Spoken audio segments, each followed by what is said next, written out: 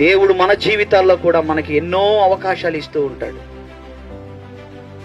అలా దేవుడు మనకు అవకాశాలు ఇస్తున్నప్పుడు మనం ఏం చేయాలంటే వాటిని వినియోగించుకోవాలి. యూదావలే మనం నిర్లక్ష్యం చేయకూడదు. అది చూద్దాంలే, చేద్దాంలే. మనలో దేవునికి నచ్చనివేంటో దేవుడు తన వాక్యం ద్వారా మనకు తెలియజేస్తూ ఉంటాడు. మనం ఆయన ఎదుట బ్రతుకుతున్న బ్రతుకు ఎలాంటిదో దేవుడు తన వాక్యం ద్వారా మనకు తెలియజేస్తూ ఉంటాడు. అలా ఆయన మనకు తెలియజేస్తున్నాడంటే అర్థం ఏంటంటే దిద్దుబాటు చేసుకోవడానికి దేవుడు అవకాశం ఇస్తున్నాడని దాని అర్థం.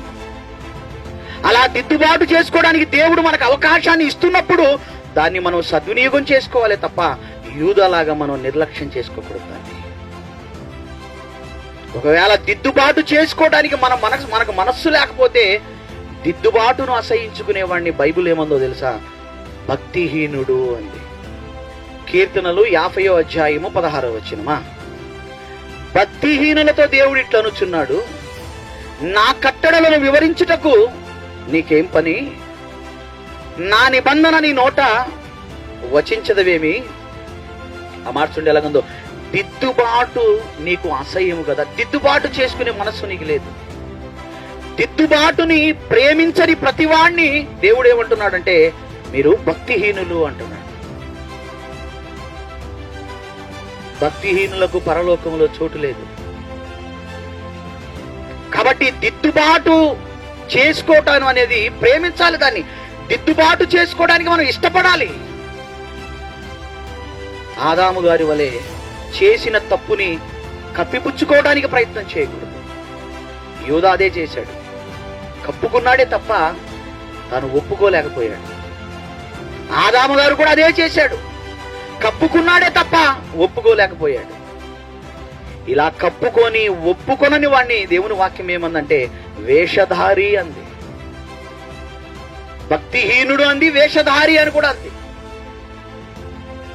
కాబట్టి నా ప్రియమైనటువంటి సహోదరి సహోదరులారా, ఆయన శరీరమునకు ఆయన రక్తమునకు సాదృశ్యం ఉన్న ఆ పాత్రలోని తీసుకోవడానికి సమీపిస్తుండగా ఆ ప్రభు బల్ల అనేది మనకి నేర్పిస్తున్నటువంటి పాఠాలు ఇవి.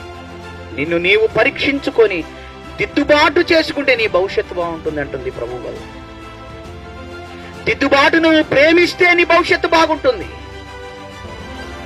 దిద్దుబాటును నువ్వు అసహించుకుంటే, దిద్దుబాటు చేసుకోవడానికి నువ్వు ఇష్టపడకపోతే,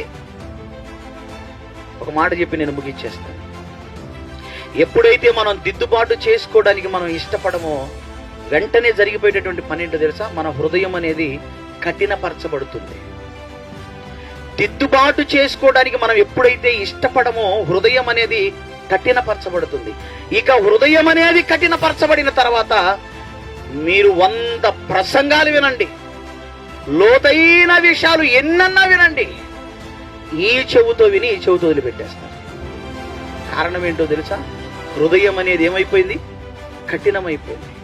హృదయము కాఠిన్యమైన తర్వాత దిద్దుబాటు చేసుకోవడం అనేది చాలా కష్టం.